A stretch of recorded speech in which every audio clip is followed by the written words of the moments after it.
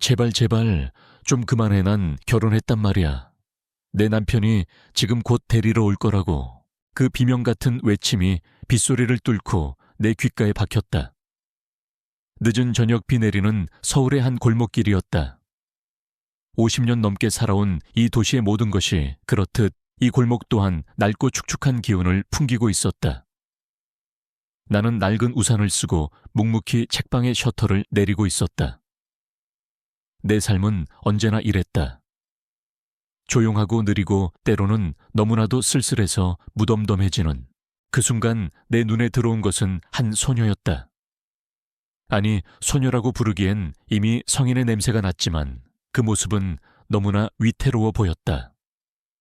젖은 머리카락이 얼굴에 들러붙었고 얇은 셔츠는 이미 비에 흠뻑 젖어 몸의 굴곡을 여과 없이 드러내고 있었다. 그녀의 앞에는 중년의 여인과 그보다 조금 어린 화려한 옷을 입은 여자가 서 있었다. 그들의 언성은 높아졌고 소녀는 두 손으로 얼굴을 가린 채 울고 있었다. 남편은 무슨 남편? 너 같은 게 결혼은 무슨 헛소리 말고 당장 우리랑 가. 아니면 여기서 죽도록 맞아볼래. 중년 여인의 목소리가 쨍하게 울렸다. 나는 그들의 관계를 짐작할 수 있었다. 착취와 억압, 그리고 그 속에서 피어난 거짓말. 빗물이 그들의 추악한 실체를 씻어내는 것 같으면서도 동시에 더 선명하게 드러내는 것만 같았다. 소녀의 눈빛은 절망으로 가득 차 있었다. 그 눈동자는 살려달라고, 이 지옥에서 벗어나고 싶다고 애원하는 듯 했다. 나는 그저 지나쳐갈 수도 있었다. 남의 일에 굳이 개입하는 것은 내 성격에 맞지 않았다. 지난 세월 동안 수많은 사람들의 비극을 보았고 그 모든 것에 무뎌져 있었다. 하지만 그날 밤은 달랐다. 빗방울이 내 우산에 부딪히는 소리, 소녀의 절박한 울음소리, 그리고 나의 심장 박동 소리가 묘하게 섞였다. 내 안에 무언가가 움직였다. 죽어있던 감정이 다시금 꿈틀거리는 것을 느꼈다. 곧 올 거야. 우리 남편이 정말로 곧 올 거라고. 소녀의 목소리는 너무나 가늘어서 마치 빗소리에 삼켜질 것만 같았다. 그 순간 나는 알 수 없는 힘에 이끌려 그녀에게 다가갔다. 나는 그녀의 등 뒤에 서서 마치 오래전부터 알고 지낸 사람처럼 어깨를 감쌌다. 축축한 옷 너머로 느껴지는 그녀의 작은 어깨는 가늘게 떨리고 있었다. 여보, 오래 기다렸지. 내 목소리는 예상보다 훨씬 더 차분하고 낮게 깔려 있었다. 그 소리에 세 사람은 모두도 몰라 나를 돌아보았다. 나는 중년 여인과 눈을 마주쳤다. 그녀의 눈빛은 경계와 의심으로 가득 차 있었다. 그녀의 시선은 위아래로 나를 훑었다. 낡은 우산, 낡은 코트, 그리고 묵묵히 서 있는 나를 보며 그녀는 얕잡아 보는 듯한 표정을 지었다. 당신은 누구야? 이 애가 말한 남편이라는 게 당신이라고. 나는 그녀의 질문에 대답하는 대신 조용히 내 손에 들린 서류 봉투를 흔들었다. 그 안에는 아무것도 없었지만 마치 중요한 서류라도 든 것처럼 보였다. 나는 최대한 근엄한 표정을 지으며 말했다. 네, 제가 이 아이의 남편입니다. 그리고 제 명함입니다. 혹시 저희 변호사가 필요하시면 언제든 연락하세요. 나는 지갑에서 평소 쓰지도 않는 빳빳한 명함을 꺼내 그녀에게 건넸다. 내 이름과 함께 고서점 주인이라고 적혀 있는 단순한 명함이었다. 하지만 나는 그녀가 그 글자를 제대로 읽을 수 없을 정도로 흐릿한 빛 속에서 마치 고급 법률 사무소 대표라도 되는 것처럼 보였다. 그녀는 순간 당황한 표정을 지었고 나는 그 틈을 놓치지 않았다. 나는 소녀의 손을 잡고 그녀를 이끌었다. 그녀의 손은 얼음처럼 차가웠지만 나의 손을 잡은 그녀의 악력은 생각보다 강했다. 그녀는 나를 올려다보았다. 젖은 얼굴 위로 보이는 그녀의 눈은 혼란스러움과 함께 미묘한 희망이 깃들어 있었다. 우리는 말없이 빗속을 걸었다. 뒤에서는 중년 여인의 욕설이 들려왔지만 그 소리는 점점 멀어졌다. 우리는 그렇게 아무 말 없이 한참을 걸었다. 이 밤이 끝나면 그녀는 다시 혼자가 될 것이다. 나는 그저 우연히 그녀의 거짓말에 동조했을 뿐이다. 하지만 내 마음속에는 이미 어떤 감정이 싹트기 시작했다. 그것은 연민이었을까? 아니면 그저 나의 오래된 외로움이 만들어낸 허상이었을까? 우리는 내 책방 앞에 멈춰 섰다. 젖은 몸을 털며 그녀는 나를 쳐다보았다. 아저씨, 왜 저를 도와주셨어요? 그녀의 목소리는 떨렸지만 더 이상 절망으로 가득 차 있지 않았다. 나는 그녀를 바라보며 조용히 웃었다. 글쎄요, 어쩌면 당신이 거짓말을 하는 모습이 내가 지난 세월 동안 해왔던 거짓말과 너무나 닮아서였을지도 모르겠군요. 나는 그녀에게 책방 안으로 들어가자고 손짓했다. 그녀는 잠시 망설이다가 조심스럽게 안으로 들어섰다. 낡은 책 냄새가 가득한 이 공간은 그녀에게 잠시나마 비를 피할 수 있는 작은 안식처가 될 것이다. 그리고 이 작은 거짓말이 우리 두 사람의 삶을 어떻게 바꿔놓을지 그 밤에 우리는 전혀 알지 못했다. 나는 문득 내 이름에 대해 소개해야겠다는 생각이 들었다. 나이는 50을 바라보고 이름은 이재훈. 사랑하는 아내를 먼저 보내고 두 아이는 모두 외국으로 떠나 홀로 책방을 운영하는 남자. 조용하고 평화롭지만 사실은 외로움으로 가득 차 있던 삶. 이 모든 것이 그날 밤 한 소녀의 거짓말 때문에 아주 조금씩 흔들리기 시작했다. 그날 밤 책방 안은 빗소리와 정적만이 감돌았다. 나는 미연에게 따뜻한 차를 한 잔 건넸다. 그녀는 두 손으로 찻잔을 감싸 쥐고 김이 모락모락 피어오르는 찻잔을 멍하니 바라보았다. 찻잔 너머로 보이는 그녀의 얼굴은 여전히 불안해 보였다. 나는 그녀가 스스로 마음을 열 때까지 기다려주기로 했다. 조급하게 무언가를 묻고 싶지는 않았다. 우리는 그저 책 냄새와 빗소리만이 가득한 공간에 함께 앉아 있었다. 저 한참의 침묵 끝에 그녀가 먼저 입을 열었다. 정말 감사합니다. 어떻게 제가 아저씨를 찾았는지 정말 운이 좋았나 봐요. 그녀의 목소리는 여전히 작게 떨리고 있었다. 나는 그녀의 말에 작게 웃었다. 운이 좋았다기보단 그냥 우연이겠죠. 그리고 내가 당신을 도와준 건 딱히 대단한 일이 아니에요. 그저 그 상황이 보기 불편해서 그랬을 뿐이니 너무 고맙다고 생각하지 않아도 돼요. 내 말에 그녀는 고개를 푹 숙였다. 그래도 저 때문에 거짓말까지 하셨는데 거짓말이라. 나는 혼잣말처럼 중얼거렸다. 어쩌면 그게 진실일 수도 있겠죠. 나는 그녀를 쳐다보며 말했다. 내 말에 그녀는 의아한 표정을 지으며 나를 올려다보았다. 진실이란요? 아니요, 아무것도 아니에요. 그나저나 이제 어떻게 할 생각이에요? 나는 자연스럽게 화제를 돌렸다. 그녀의 얼굴은 다시금 어두워졌다. 돌아갈 곳이 없어요. 그 사람들은 저를 그냥 두지 않을 거예요.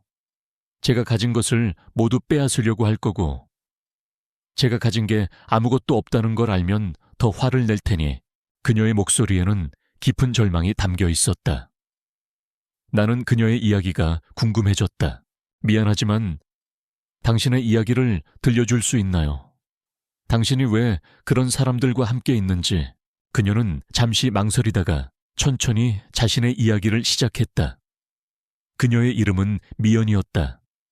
부모님을 일찍 여의고 유일한 혈육인 이모의 손에 맡겨졌다. 하지만 그 이모 가족은 그녀를 가족으로 생각하지 않았다. 그녀는 그저 그들의 돈벌이 수단일 뿐이었다. 부모님이 남겨주신 작은 유산은 이미 오래전에 그들의 손에 들어갔고, 그녀는 학자금 대출과 생활비를 명목으로 끊임없이 돈을 벌어야 했다. 그녀가 아르바이트를 하는 곳은 모두 이모와 이모부가 정해준 곳이었고, 그녀가 받는 월급은 모두 그들의 수중으로 들어갔다. 그 사람들은 제가 가진 돈을 전부 가져갔어요. 제가 아르바이트를 하는 것도 학교를 다니는 것도 모두 그들을 위한 일이었어요. 저는 그냥 그들의 인형이었어요. 그날도 저는 남자친구와 헤어진 후 혼자 술을 마시고 있었는데 그들이 저를 찾아와서 또 돈을 요구했어요. 이미 다 줬는데도요. 제가 없다고 하니까 그 사람들은 저를 길거리에서 그녀의 목소리는 갈수록 작아졌다. 나는 그녀의 이야기에 깊은 연민을 느꼈다. 내 삶 또한 외롭고 공허했지만 적어도 내 의지대로 살아왔다.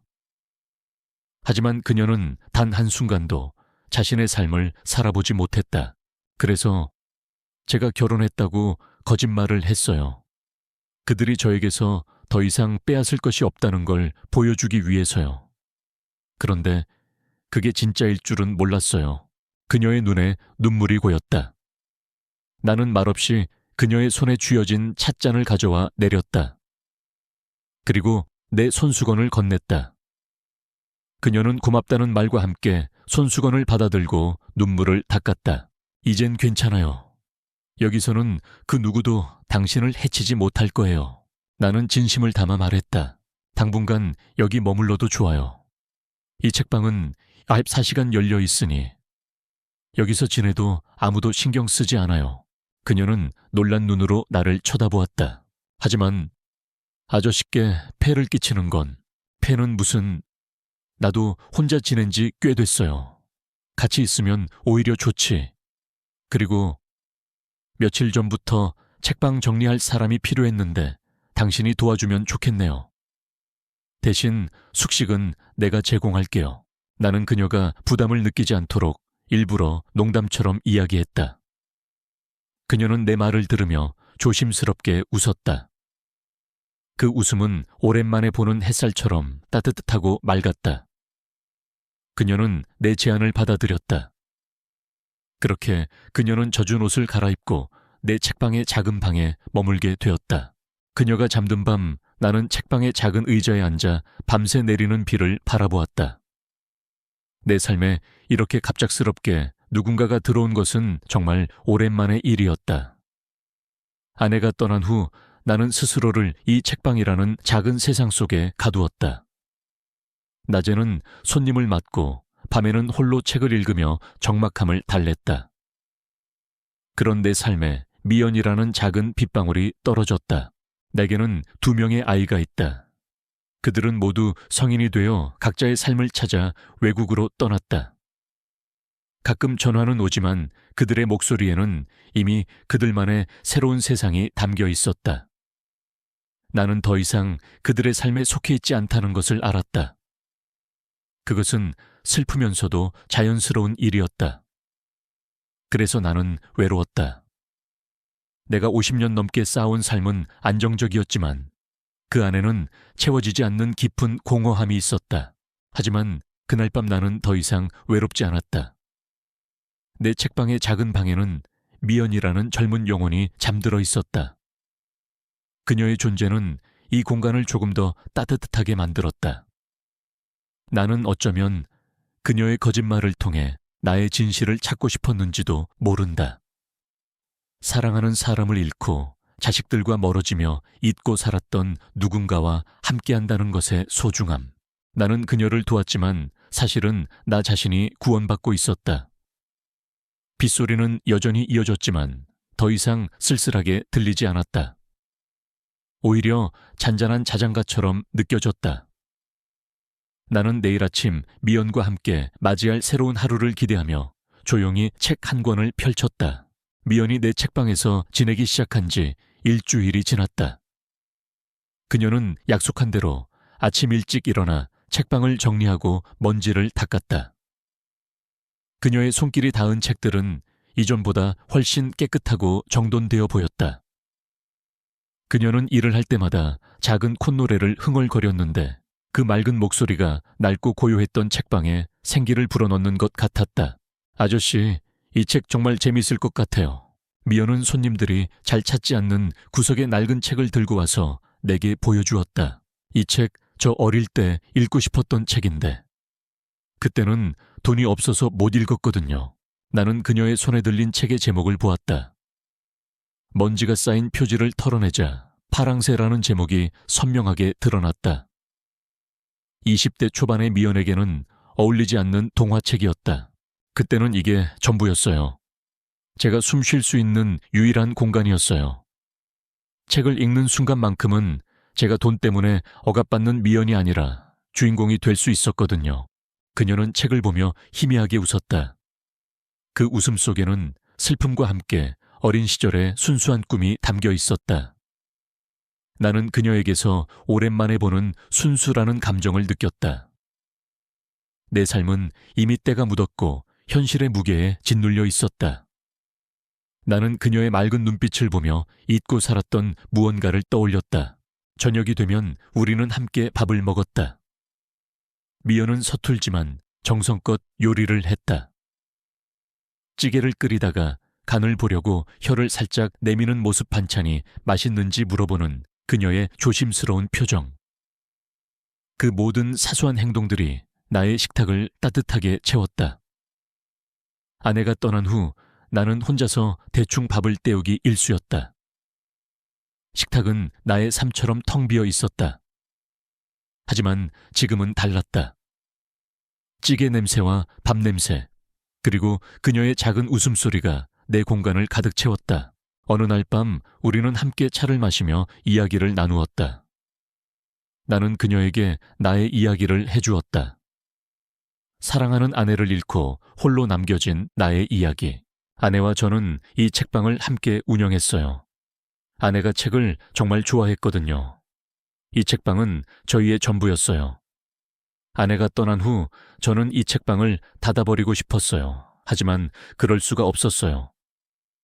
아내의 흔적이 너무 많이 남아있어서 나는 찻잔을 들고 창밖을 바라보았다. 밤하늘에는 별 하나 보이지 않았지만 내 마음속에는 아내의 미소가 선명하게 떠올랐다. 아이들은 이제 다 컸어요. 각자의 삶을 살고 있죠. 가끔 전화는 오지만 그들의 목소리에는 내가 알지 못하는 새로운 세상이 담겨 있어요. 이제 나는 그들의 삶에 속해 있지 않다는 걸 알아요. 그게 당연한 거겠죠.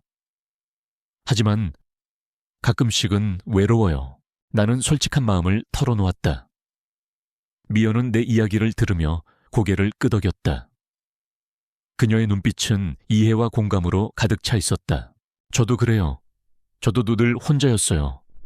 부모님이 돌아가신 후 저는 가족이라는 울타리 안에 있었지만 그건 그냥 형식적인 울타리였을 뿐이에요. 그 안에서 저는 늘 혼자였어요. 아무도 제 이야기를 들어주지 않았고 아무도 저에게 괜찮냐고 물어봐 주지 않았어요. 그녀의 목소리는 담담했지만 그 속에는 오랜 시간 쌓여온 아픔이 느껴졌다. 우리는 서로 다른 삶을 살아왔지만 우리는 같은 것을 공유하고 있었다. 바로 외로움이라는 감정이었다. 우리의 외로움은 달랐지만 그 깊이는 같았다.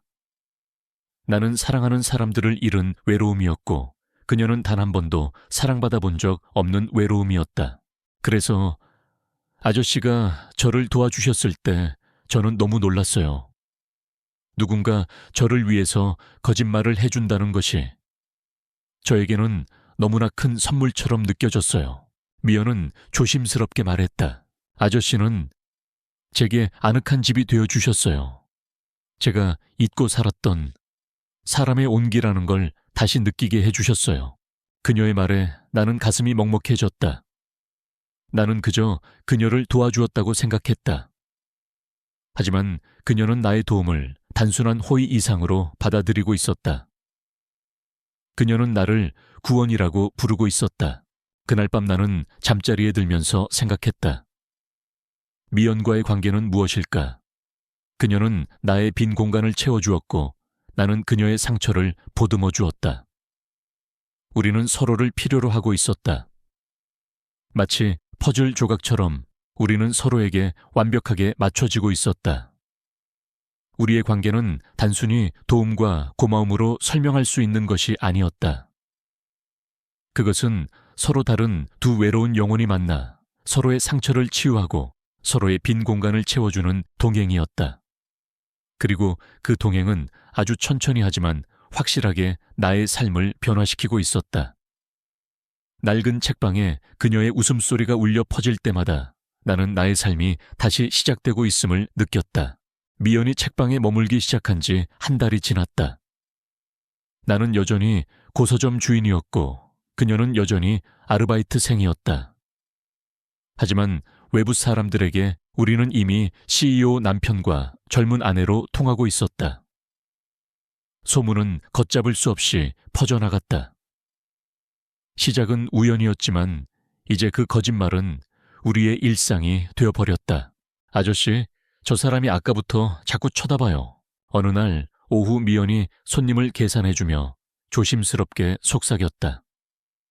나는 미연이 가리키는 곳을 쳐다보았다. 밖에는 낡은 스마트폰을 들고 책방을 찍고 있는 중년 여성이 서 있었다.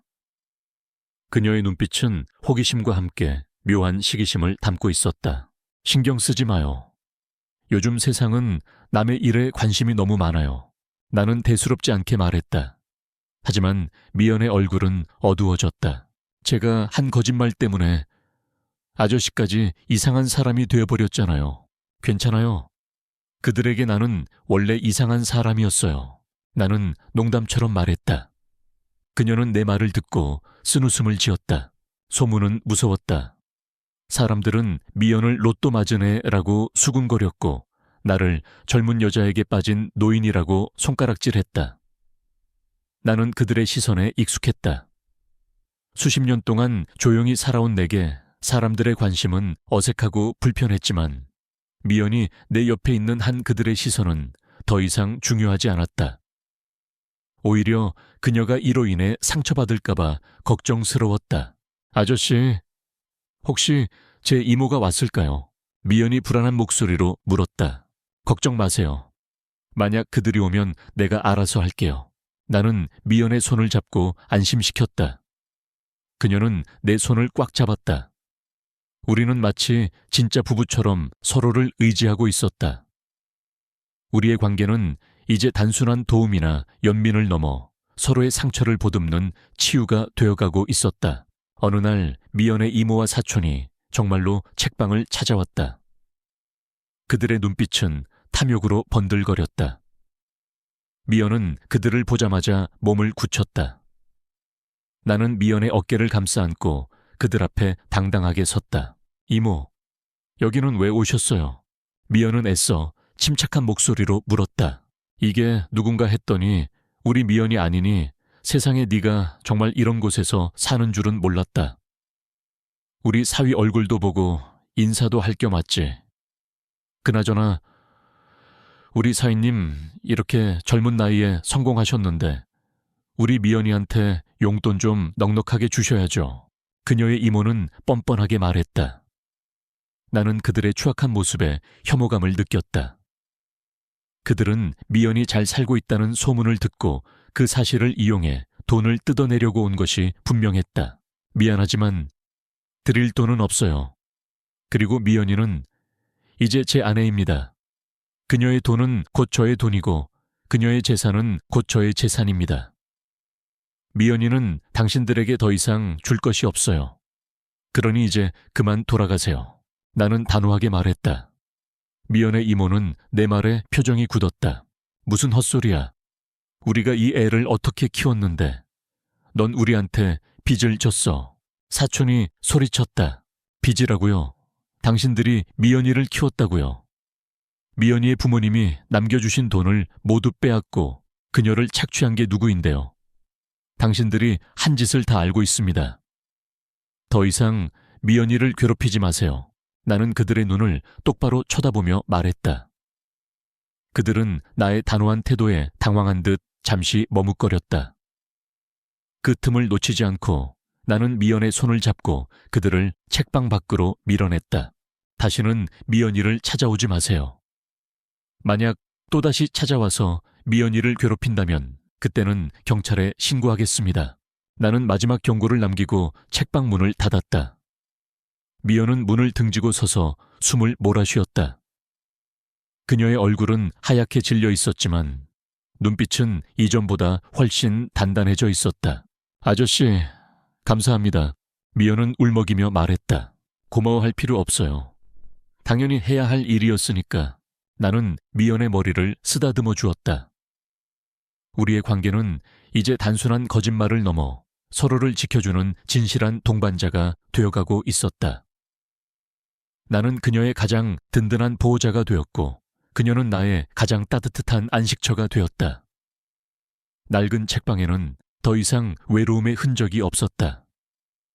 그곳에는 두 개의 심장이 함께 뛰는 소리만이 가득했다. 우리의 관계가 진짜가 되어갈수록 우리는 더 많은 현실적인 문제에 부딪혔다. 미연의 이모는 우리의 관계가 단순한 거짓말이 아니라는 것을 직감하고 더 이상 찾아오지 않았다. 하지만 그 대신 그녀는 소문을 퍼뜨렸다. 내가 미연을 돈으로 샀다는 둥, 내가 그녀의 부모님이 남겨준 돈을 가로챘다는 둥, 온갖 추악한 소문들이 동네를 떠돌았다. 나는 그들의 시선이 더 이상 신경 쓰이지 않았다. 나는 지난 수십 년 동안 내 삶에 깊이 잠겨 살아왔다. 나는 그들에게 보이지 않는 존재였다. 하지만 이제 그들이 나를 볼 수 있게 되었다. 나는 미연과 함께 길을 걷고 함께 장을 보고 함께 밥을 먹었다. 그들의 눈에 나는 더 이상 존재하지 않던 남자가 아니라 미연이라는 어린 여자와 함께 있는 늙은 남자였다. 아저씨, 우리 그냥 이대로 떠날까요?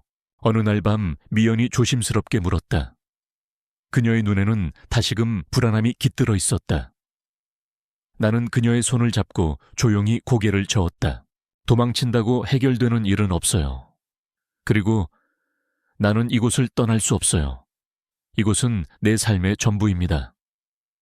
당신의 삶의 전부가 책 속에 있었듯이 나의 삶의 전부도 이 책방 속에 있어요.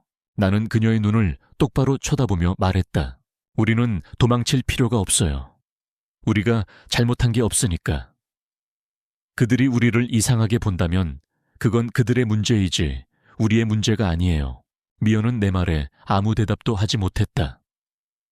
나는 그녀의 손을 놓지 않고 그녀의 머리를 쓰다듬었다.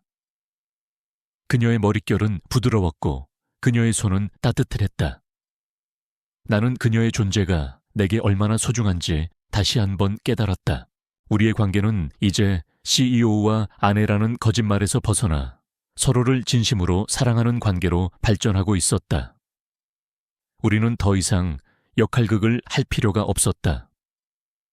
나는 그녀의 상처를 보듬어 주었고 그녀는 나의 외로움을 채워주었다. 나는 미연을 위해 요리를 배웠다. 그녀는 내가 만든 음식을 맛있게 먹어주었다. 나는 그녀의 웃는 모습을 보기 위해 더 많은 노력을 했다. 그녀는 내가 좋아하는 책을 찾아와서 내게 읽어주었다. 그녀의 목소리는 맑았고 나는 그녀의 목소리를 듣는 것을 즐겼다. 우리의 삶은 평온했다. 하지만 그 평온함 속에는 언제 터질지 모르는 폭탄이 숨겨져 있었다. 바로 나의 자식들이었다. 나는 그들에게 미연의 존재를 숨겼다. 그들이 내 삶에 이렇게 갑작스럽게 등장한 젊은 여자에 대해 어떻게 생각할지 알 수 없었기 때문이다. 나는 그들에게 상처를 주고 싶지 않았다. 그리고 미연에게도 상처를 주고 싶지 않았다. 아저씨, 혹시 자녀분들께 제가 여기에 있다는 걸 말씀하셨어요? 미연이 조심스럽게 물었다. 나는 잠시 망설였다. 아직 말하지 못했어요. 그들이 어떻게 받아들일지 아직은 잘 모르겠어요. 나는 솔직하게 말했다. 미연은 내 말을 듣고 조용히 고개를 끄덕였다. 그녀는 나를 재촉하지 않았다. 그녀는 나의 마음을 이해하고 있었다. 괜찮아요. 아저씨가 편하실 때 말씀하세요. 저는 괜찮으니까요. 그녀의 말에 나는 안심했다. 우리는 서로를 배려하고 서로의 마음을 이해하고 있었다. 우리는 단순한 거짓말로 시작된 관계가 아니었다. 우리는 서로에게 필요한 존재였다. 어느 날 내게 해외로 떠났던 아들이 불쑥 찾아왔다. 갑작스러운 아들의 방문에 나는 당황했다. 아들은 나의 책방 앞에 서서 책방 안에서 미연과 함께 웃고 있는 나를 쳐다보고 있었다. 그의 눈빛에는 혼란과 함께 분노가 담겨 있었다. 아버지, 이 여자 누구예요? 아들의 목소리는 차갑게 가라앉아 있었다. 나는 미연의 손을 잡고 조심스럽게 아들에게 다가갔다. 이제 더 이상 숨길 수 없는 순간이 다가왔다. 우리의 관계는 이제 시험대에 오르게 될 것이다. 나는 아들의 눈을 똑바로 쳐다보며 말했다. 내 아들아, 이 아이의 이름은 미연이란다. 그리고 이 아이는 이제 내 삶의 일부가 되었어. 내 목소리는 떨렸지만 나는 진심을 담아 말했다. 나는 아들이 우리의 관계를 이해해 주기를 바랐다.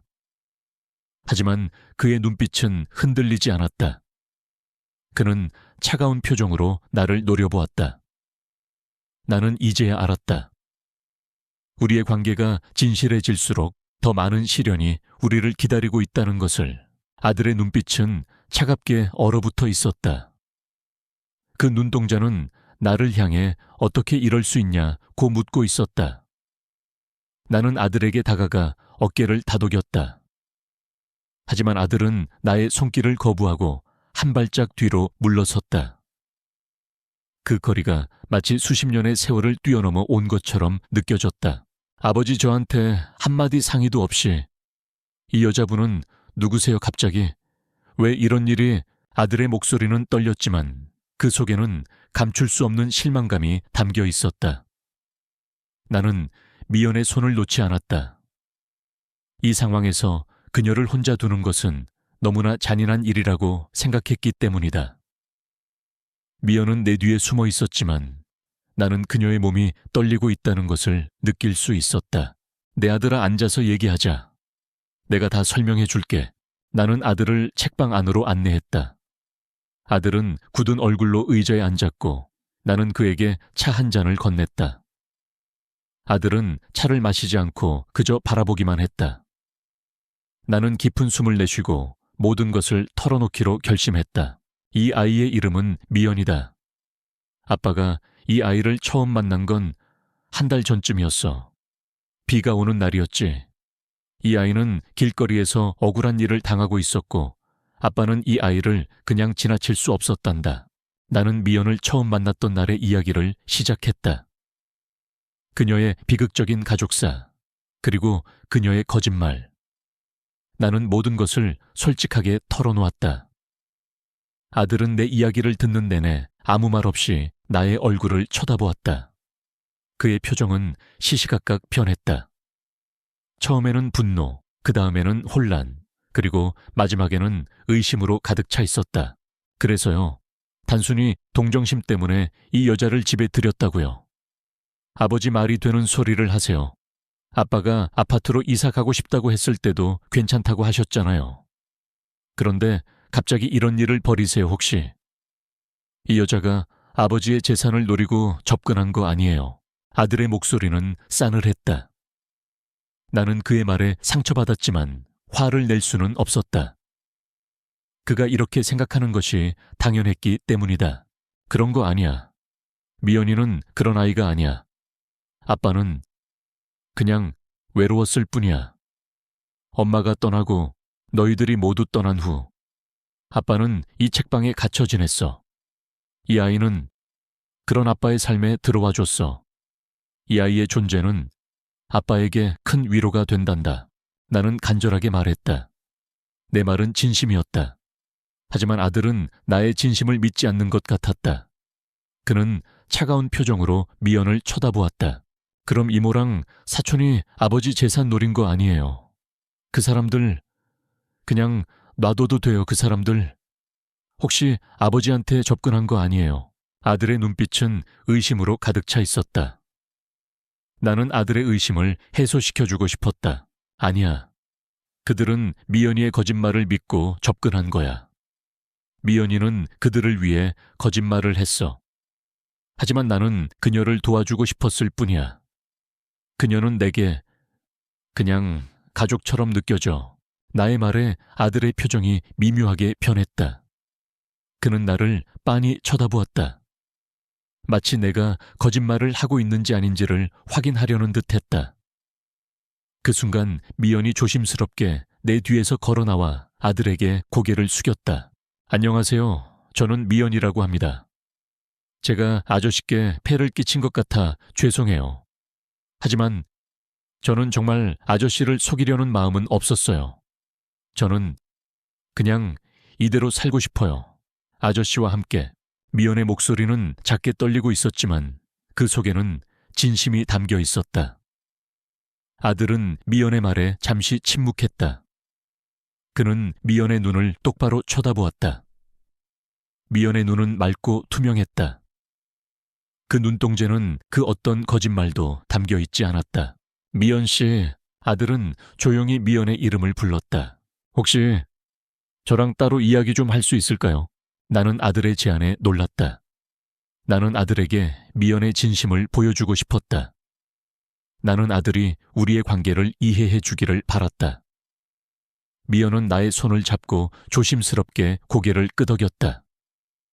그녀의 눈빛은 이전보다 훨씬 단단해져 있었다. 그녀는 이제 더 이상 숨지 않을 것이다. 그녀는 우리 관계의 진실을 증명하고 싶어 했다. 나는 그들의 대화를 지켜보며 우리가 함께 걸어온 길이 결코 헛되지 않았음을 믿고 있었다. 아들은 미연과 함께 책방 한편에 있는 작은 테이블로 자리를 옮겼다. 나는 멀지 않은 곳에서 그들의 대화를 지켜보았다. 그들은 처음에는 조심스럽게 하지만 곧 진지하게 이야기를 나누기 시작했다. 나는 그들의 대화 소리를 들을 수는 없었지만 그들의 표정 변화를 통해 많은 것을 읽을 수 있었다. 미연은 자신의 이야기를 할 때마다 눈빛이 흔들렸고 아들은 처음의 분노와 의심이 점차 부드러운 호기심으로 바뀌고 있었다. 아버지, 저는 아버지의 마음이 이해가 가요. 1시간쯤 지나 아들이 내게 돌아와 조용히 말했다. 나는 놀라서 아들을 쳐다보았다. 미연 씨가 자신의 이야기를 다 해줬어요. 어떻게 아버지와 만나게 되었는지, 어떻게 그동안 살아왔는지, 그리고 아버지가 자신에게 얼마나 큰 존재인지도요. 아들은 말을 이어갔다. 처음에는 믿을 수 없었어요. 아버지가 갑자기 이렇게 젊은 여자와 함께 있다는 사실이 충격적이었어요. 하지만 미연 씨의 이야기를 들으니까 아버지의 외로움이 얼마나 컸을지 조금은 알 것 같아요. 그리고 미연 씨도 마찬가지였겠죠. 나는 아들의 말에 가슴이 먹먹해졌다. 아들은 나의 외로움을 이해해 주었다. 그것만으로도 나는 충분히 행복했다. 그래서 아버지, 저는 두 분의 관계를 응원할 수는 없어요. 아직은요. 하지만 두 분의 관계를 방해하고 싶지도 않아요. 미연 씨를 한 번 더 만나보고 싶어요. 다음에는 우리 가족끼리 다 같이 식사라도 해요. 아들은 내게 말했다. 나는 아들의 말에 감동했다. 그는 나의 삶을 존중해 주었고 미연의 존재를 인정해 주었다. 그것은 내게 큰 의미가 있었다. 아들은 미연에게 고맙다는 인사를 하고 책방을 나섰다. 나는 아들의 뒷모습을 보며 마음속으로 고마움을 전했다. 아들이 떠난 후 나는 미연에게 다가갔다. 미연은 조심스럽게 나의 손을 잡았다. 아저씨, 혹시 아드님께서 화를 많이 내셨나요? 아니, 오히려 우리를 이해해 줬어. 그는 우리가 함께 있는 것을 보고 우리가 얼마나 서로를 필요로 하는지 알게 된 거야. 미연은 나의 말에 눈물을 글썽였다. 그녀는 이제 더 이상 외롭지 않을 것이다. 그녀에게는 내가 있고 그리고 이제는 나의 아들도 그녀를 이해해 주었다. 아저씨, 저 이제 이모를 찾아갈게요. 미연이 조심스럽게 말했다. 나는 그녀의 말에 놀랐다. 미연아, 굳이 그럴 필요 없어. 이제 그들은 너를 건드리지 못할 거야. 아니요. 찾아가야 해요. 아저씨 덕분에 제가 얼마나 소중한 사람인지 알게 되었거든요. 이제는 더 이상 도망치지 않을 거예요. 당당하게 제가 가진 것을 지킬 거예요. 비록 아무것도 가진 게 없지만요. 그녀의 눈빛은 이전보다 훨씬 단단해져 있었다. 나는 그녀의 결정을 존중해 주기로 했다. 우리는 함께 미연의 이모 집으로 향했다. 문을 두드리자 미연의 이모와 사촌이 문을 열었다. 그들은 우리가 함께 있는 것을 보고 당황한 듯 했다. 미연아, 너 여긴 왜 왔어? 네가 감히 여길 다시 찾아와. 이모는 뻔뻔하게 말했다. 미연은 그들의 말에 흔들리지 않았다. 그녀는 당당하게 그들을 쳐다보았다. 저 이모와 더 이상 마주치지 않을게요. 저에게서 더 이상 얻을 것도 없으실 테니 이젠 제발 저를 좀 내버려 두세요. 무슨 소리야? 너 같은 게 감히 우리한테. 사촌이 소리쳤다. 하지만 미연은 더 이상 그들의 말에 휘둘리지 않았다. 저는 이제 더 이상 당신들의 인형이 아니에요. 저는 이제 제 삶을 살고 싶어요. 저를 힘들게 하거나 괴롭히지 마세요. 만약 또다시 저를 괴롭히신다면 그때는 정말 경찰에 신고할 거예요. 미연의 목소리는 조용했지만 그 속에는 단호함이 담겨 있었다. 그녀는 이제 더 이상 약한 아이가 아니었다. 그녀는 자신의 삶을 스스로 지킬 수 있는 강한 여성이 되어 있었다. 이모와 사촌은 미연의 변화에 당황한 듯 아무 말도 하지 못했다. 우리는 그들을 뒤로 하고 조용히 돌아섰다. 나는 그녀의 손을 잡았다. 그녀의 손은 차가웠지만 나의 손을 잡은 그녀의 악력은 따뜻하고 강했다. 우리는 더 이상 거짓말을 하지 않아도 되었다. 우리는 서로의 진실을 마주하고 그 진실을 지켜낼 수 있었다. 우리의 관계는 이제 단순한 거짓말을 넘어 서로의 삶을 구원하는 진실한 사랑이 되어가고 있었다. 우리는 이제 더 이상 숨지 않았다. 미연과 나는 함께 서점에 있었다. 나는 손님들과 이야기를 나누고 미연은 책을 정리했다. 우리의 일상은 평화로웠고 우리는 서로의 존재에 감사했다. 하지만 세상은 여전히 우리의 관계를 흥미로운 가십거리로 바라보았다. 어머, 저 여자 봐. 나이 먹은 남자 꼬셔서 팔자 고치네. 쯧 젊은 게 돈이면 다인 줄 알지. 저 남자도 참 수군거리는 소리가 귓가를 스쳤지만 나는 이제 그들의 말에 아무런 감정도 느끼지 않았다. 그들의 시선은 이제 더 이상 우리의 관계를 흔들지 못했다. 우리는 서로의 진실을 알고 있었고 그것이면 충분했다. 어느 날 오후 내 아들이 책방을 다시 찾아왔다. 이번에는 혼자가 아니었다. 그의 옆에는 아름다운 여자가 서 있었다. 내 며느리였다. 아들은 굳은 얼굴로 내게 며느리를 소개했다. 아버지, 이 사람은 제 아내 서연입니다. 며느리는 내게 정중하게 인사했다. 나는 그녀의 손을 잡고 따뜻하게 환영했다. 며느리는 예의 바르고 착한 아이였다. 나는 그녀를 보자마자 마음이 놓였다. 안녕하세요, 아버님. 말씀 많이 들었습니다. 며느리는 미연을 쳐다보며 말했다. 미연은 긴장한 듯 보였지만 곧 조심스럽게 인사를 건넸다. 안녕하세요. 미연이라고 합니다. 미연 씨 이야기 많이 들었어요. 혹시 저희랑 같이 식사하실래요? 며느리의 제안에 미연은 놀란 듯 나를 쳐다보았다. 나는 미연에게 괜찮다고 눈짓했다. 미연은 조심스럽게 고개를 끄덕였다. 우리는 함께 책방을 나섰다.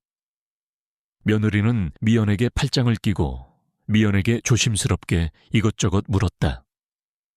그녀는 미연의 삶에 대해 진심으로 궁금해하는 것 같았다. 식사 시간 내내 우리는 많은 이야기를 나누었다. 아들은 더 이상 나를 의심의 눈초리로 바라보지 않았다. 그는 나의 변화를 인정해 주었다. 그리고 며느리는 미연을 따뜻하게 대해 주었다. 그녀는 미연이 이모와 사촌에게서 겪었던 고통을 듣고 눈물을 글썽였다. 그녀는 미연의 상처를 진심으로 안타까워했다. 미연 씨, 괜찮아요. 이제 저희가 있어요. 힘든 일 있으면 언제든지 저희한테 얘기해 주세요. 며느리는 미연의 손을 잡고 따뜻하게 말했다. 미연은 며느리의 말에 눈물을 흘렸다. 그녀는 이제 더 이상 혼자가 아니었다. 그녀에게는 내가 있었고 나의 가족이 있었다. 식사를 마친 후 우리는 책방으로 돌아왔다. 아들은 내게 조용히 말했다. 아버지, 제가 잘못 생각했어요. 미연 씨를 처음 봤을 때 저는 아버지의 재산을 노리고 접근한 거라고 생각했어요. 하지만 미연 씨는 정말 착한 분인 것 같아요. 그리고 미연 씨를 보면서 아버지가 얼마나 행복하신지 알 것 같아요. 아들의 말에 나는 가슴이 뭉클했다. 아들이 우리의 관계를 인정해 준다는 것만으로도 나는 충분히 행복했다. 아들은 내게 며느리와 함께 식사하자고 제안했다. 나는 미연의 손을 잡고 아들에게 고맙다고 말했다. 아들과 며느리가 떠난 후 나는 미연과 함께 책방으로 돌아왔다. 우리는 아무 말 없이 서로를 마주 보았다. 그날 밤 우리는 더 이상 아무것도 숨길 필요가 없었다. 우리는 서로에게 가장 소중한 존재였다. 우리의 관계는 이제 단순한 거짓말을 넘어 서로의 삶을 구원하고 서로의 상처를 치유하는 진실한 사랑이 되어가고 있었다. 우리는 이제 더 이상 가짜 부부가 아니었다. 서로를 향한 마음은 이미 오래전부터 진실이었다. 하지만 우리는 그 진실을 말로 꺼내놓는 것에 망설이고 있었다. 나는 나이 차이와 세상의 시선이 두려웠고 미연은 혹시라도 내가 부담을 느낄까봐 조심스러워했다. 어느 날 밤 우리는 책방을 마감하고 작은 테이블에 앉아 있었다. 나는 묵묵히 차를 마셨고 미연은 낡은 책 한 권을 들고 있었다. 책장을 넘기는 그녀의 손가락 끝이 미묘하게 떨리고 있었다. 나는 그녀의 마음을 읽을 수 있었다. 미연아, 나는 조심스럽게 그녀의 이름을 불렀다. 그녀는 책에서 시선을 떼고 나를 쳐다보았다. 내가 당신에게 어떤 의미인지, 당신은 내게 어떤 의미인지 이제 우리 솔직해져도 괜찮지 않을까? 내 말에 미연의 눈이 커졌다. 그녀의 눈은 혼란과 함께 희망으로 가득 차 있었다. 그녀는 아무 말도 하지 못하고 나를 쳐다보기만 했다. 나는 그녀의 손을 잡았다. 그녀의 손은 차가웠지만 나의 손을 잡은 그녀의 악력은 따뜻하고 강했다. 나는 당신을 처음 만났을 때부터 알았어요. 내가 외로웠다는 것을. 그리고 당신이 내 삶에 들어온 후 내가 외롭지 않다는 것을. 당신은 나의 삶을 구원해줬어요. 고맙다고 말하기에는 너무나 큰 존재가 되어버렸어. 나는 진심을 담아 말했다. 내 목소리는 떨렸지만 나는 나의 마음을 숨기고 싶지 않았다. 미연의 눈에서는 눈물이 흘러내렸다. 그녀는 나의 손을 놓지 않고 내게 기대어 울었다. 아저씨, 저는 늘 혼자였어요. 제게는 가족이라는 울타리가 있었지만 그건 그냥 빈 껍데기였어요. 하지만 아저씨를 만난 후 저는 처음으로 누군가와 함께한다는 것이 어떤 의미인지 알게 되었어요. 아저씨는 저에게 가장 든든한 가족이 되어주셨어요. 저는 아저씨를 사랑해요.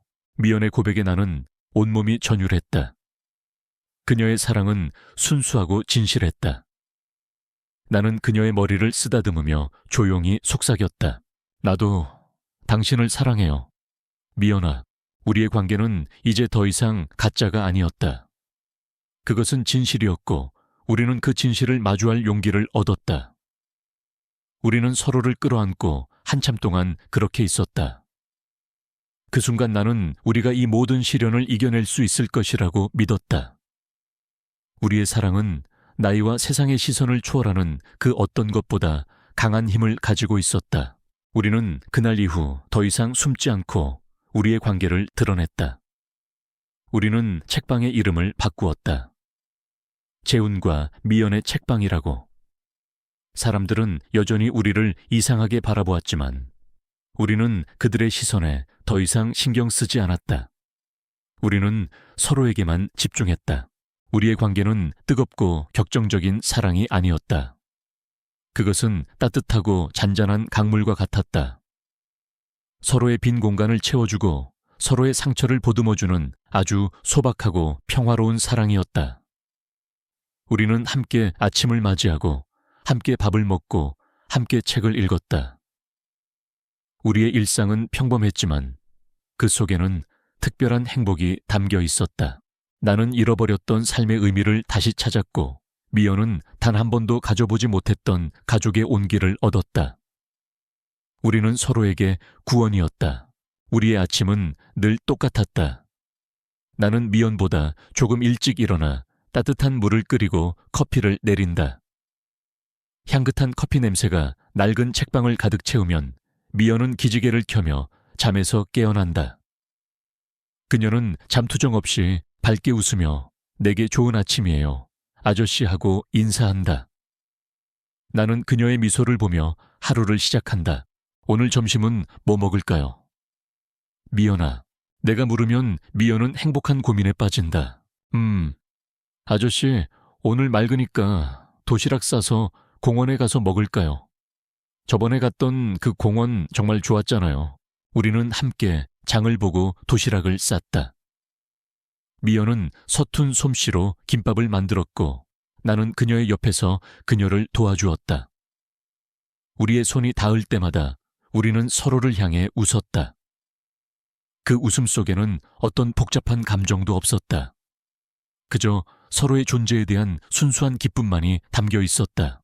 우리는 공원에 앉아 도시락을 먹었다. 나무십 사이로 쏟아지는 햇살이 따뜻했다. 나는 그녀가 만든 김밥을 한 입 베어 물었다. 맛은 조금 싱거웠지만 내게는 세상에서 가장 맛있는 음식이었다. 미연아 고마워. 내가 말했다.